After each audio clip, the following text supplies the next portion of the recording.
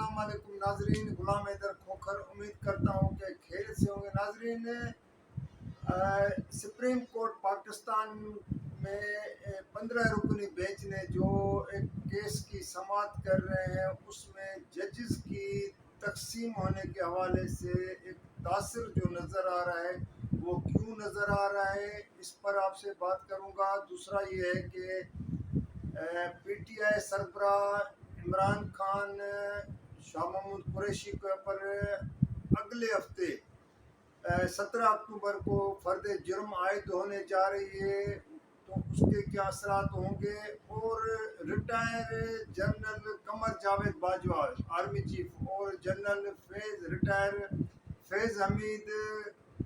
के खिलाफ नोटिस जारी हुए हैं कि अपने उन लोगों ने रिटायरमेंट के बाद जो है वो रूल्स को फॉलो नहीं किया है। इस पर आपसे बात करूंगा, लेकिन उससे पहले जो भी इस वक्त मुझे जिन नाजरीन ने, जिन मेहरबान दोस्तों ने इस वीडियो को ज्वाइन किया है, उन सबसे मेरी रिक्वेस्ट है कि इस व्लॉग को आप फेसबुक पर और यूट्यूब पर जाके आप लाइक भी कर सकते हैं, शेयर भी कर सकते हैं और सब्सक्राइब भी करें। और कमेंट्स में मेरी रिक्वेस्ट होती है कि आप ज़रूर कमेंट्स में याद कीजिए।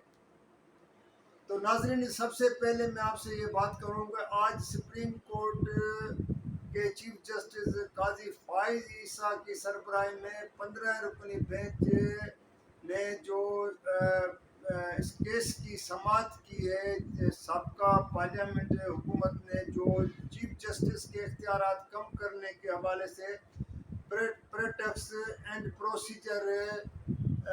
जो एक कानून बनाया, एक्ट बनाया था, उस पर उस वक्त के चीफ जस्टिस ने उसको जो अपना एक स्टे करके चला गया था उमरता बंदियाल, तो उसकी समाअत की है। और उसके बाद आज इसकी तीसरी चौथी हेयरिंग थी और लाइव दिखाई जा रही है पूरे जो है ना सरकारी पीटीवी पर, तमाम टीवी चैनल्स पर। यहाँ पर एक चीज़, क्योंकि मैं कानूनी माहिर तो हूँ नहीं और न मुझे आईनी के हवाले से कोई इतनी वो जो है ना मैं कोई उस पर अपनी रखता हूँ, लेकिन ये है कि आज की समाअत के दौरान जजेस का जो रिमार्क्स आए हैं खुद चीफ जस्टिस से, और चीफ जस्टिस वकला के साथ काफ़ी एग्रेसिव नज़र आ रहे थे। यहाँ तक कि वो पीटीआई के वकील भी नहीं है आबिद जुबैरी, उसको बार बार चीफ जस्टिस ने ये कहा कि आप पीटीआई के वकील हैं, जिस पर उसने कहा कि मैं तो सुप्रीम कोर्ट बार का प्रेसिडेंट भी हूँ और उसकी तरफ से वकील हूँ। लेकिन एक माहौल ऐसे नज़र आ रहा था जहाँ पे तलखी भी पैदा हो रही थी और जजेस में तकसीम भी। तो ये माजी को अगर देखा जाए, या जो पहले कहा जाता था कि सुप्रीम कोर्ट का जो भी चीफ जस्टिस रहा है तो उसके एक ग्रुप होता है, एक उसका जो है सपोर्ट में होता है, कि उसका मुखालिफ अगेंस्ट होता है। तो इस मरतबा भी सुप्रीम कोर्ट में मुझे जो मैंने एक चीज़ नोट की है, जब मेरा अपना एक तजिया है कि जुडिशरी यहाँ पर पे भी नज़र तकसीम होते हुए, अब इसके केस का फैसला कल आ जाए, परसों आ जाए, क्योंकि आज इस केस को जो है ना वाइंड अप होना था, लेकिन फिर कल तक ये समाअत चली गई है। लेकिन इस केस का जो भी फैसला है, इस जो साबका पार्लियामेंट ने इस कानून को जो पास करके गए, इसको उस कानून को सुप्रीम कोर्ट मंजूर करती है, रद्द करती है, लेकिन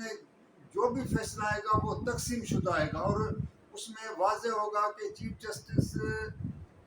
काजी फाइज ईसा और बाकी जजेस किस तरफ हैं, और जो उसके ख़ास तौर पर एजाज हसन जो अगला नेक्स्ट जो चीफ जस्टिस बनने जाएगा 1 साल के तकरीबन बाद, तो वो और उसके बाकी रुख का जो जजेस हैं वो किस तरह जाए। तो एक तो नाज़रीन ये आपके साथ आज का डिस्कस करना था। दूसरा, साइफर केस की समाअत आज भी अटियाला जेल पिंडी में हुई है, जहाँ पर कहा जा रहा है कि पीटीआई के वकला ने कहा है कि इमरान खान कैदी नंबर 943 और शाह महमूद कुरैशी को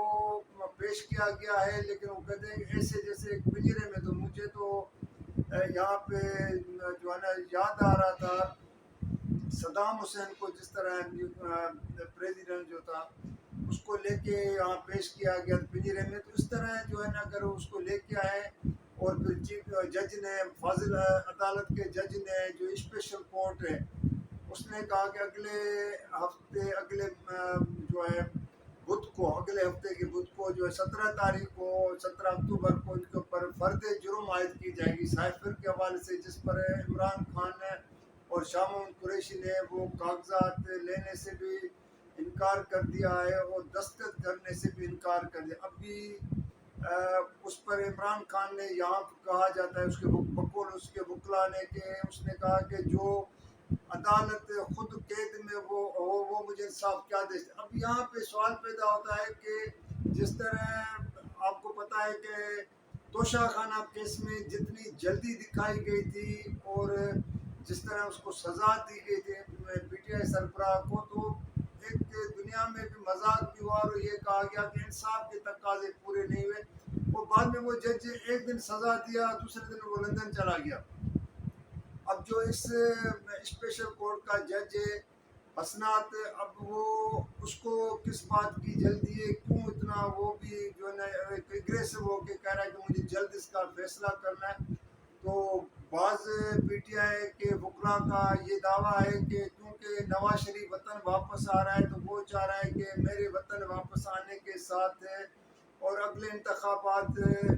سے پہلے عمران خان نااہل ہو جائے۔ تو یہاں پہ بات ہوتی ہے کہ فرض کریں عمران خان نااہل بھی ہو جائے گا اس کورٹ سے، ایک اسپیشل کورٹ کو، تو اس کے بعد پھر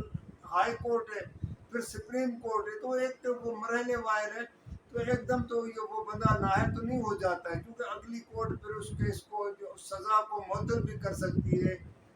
تو اس طرح کی چیزیں جو ہے نا، لیکن کیونکہ ہمارے یہاں پہ ایک جو ہے نا ایک کہا جاتا ہے کہ مخالفین کو خود ایک موقع فراہم کیا جاتا ہے، حالانکہ یہ چیزیں قانون کے دائرے میں رہتے ہوئے ایک ایسے طریقے سے اپنائی جا سکتی ہیں جس پر جو ہے نا کوئی انگلی بھی نہیں اٹھائے، اور شفاف طریقے سے اگر کسی کو سزا دینی بھی ہے اور اس میں کوئی اس گناہ گار بھی ہے تو اس کا بھی ایک طریقہ کار تمام مراحل کمپلیٹ ہو جاتے ہیں۔ لیکن ناظرین دوسری جو بات بڑی امپارٹنٹ ہے کہ جب سے جنرل ریٹائر قمر جاوید باجوہ اور جنرل فیض حمید ریٹائر ہو گئے، تو اس کے بعد جنرل قمر جاوید باجوہ نے بعض صحافیوں کے ساتھ جو گفتگو کی ہے، کچھ آف دی ریکارڈ کچھ آن دی ریکارڈ، جس میں اسلام آباد کے مشہور صحافی ہیں جو ہے شاہد مطلع، جاوید چودھری، ان کو کوئی چیزیں بتائی، تو اس کے پر وہ کہا جاتا ہے کہ کیونکہ ریٹائرمنٹ کے 2 سال ان کو اپنا ایک رولز کے مطابق جو بیوروکریٹ ہوتا ہے، سرکاری ملازم بیسیکلی ہوتے ہیں، چاہے اس میں جو ہے فوج سے تعلق ہو یا سویلین بیوروکریٹس ہوں، تو ان پر یہ پابندی ہوئی ہے کہ 2 سال وہ خاموش رہے۔ لیکن اب یہ ہے کہ ہمارے یہاں روایت ہو گئی ہے کہ ریٹائرمنٹ کے بعد کوئی اس چیز کو رولز کو فالو نہیں کرتا ہے، جس پر ان کو اور جاوید چودھری کو، صحافی شاہد مطلع کو، ان سب کو جو ہے نا انکلوڈ قمر جاوید باجوہ، فیض حمید کو نوٹسز جاری ہوئے ہیں۔ اب یہ کورٹ نے دی ہے، اسلام آباد کورٹ نے ان کے اوپر جاری کیے ہیں، تو اگلا مرحلہ یہ بھی